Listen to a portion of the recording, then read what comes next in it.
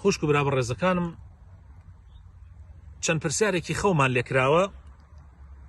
یەکێک لەوانە کەسێک خەوە بینێت بە دووپشکەوە بە گەرمیانی کوڵاژدمەوە، ئەبینێ کوڵاژدم لە دەمی دەرەچێ، کوڵاژدم لە دەمی دەرئەچێ. معنای ئەم خەوە چییە؟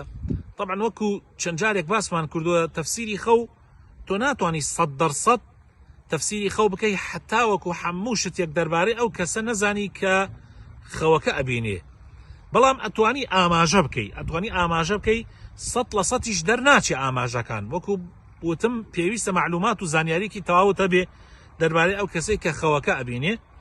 بەڵام بە مختصری بە کورتی دووپشک لە خەوە کاتێ لە دەمەوە دەرچێت بەڵگەیە لەسەر ئەوەی کەوا ئەو کەسە قسەی خراپ لە دەمی دەرەچێ، غەیبەت لە دەمی دەرەچێ، زمانی ناپارێزێ، خەڵک لە زمانی پارێزراو نییە، بۆیە ئەبێ پێویستە لەسەری تەوبە بکە و بگەڕێتەوە بۆ لای خوای پەروەردگار و واز لەو کارە بێنێ.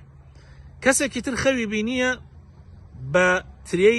بە ترێوە، ترێی سوور لە خەویا ئەچێتە ماڵی کەسێک، با بڵێن کەسێکی خۆی لە سەربان ئەبینێت داری ترێ ئەبینێ لەو هینە و کوچۆن بڵێ هینێ دروستەکرێت کە تریاخرێت داری ترێخرێتە سەری، ترێی پێوەیە و لە ترێەکەی خواردووە.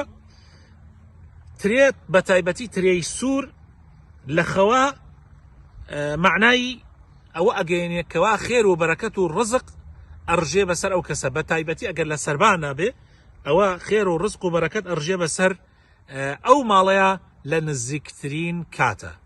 نزیکترین کاتە، والله أعلم.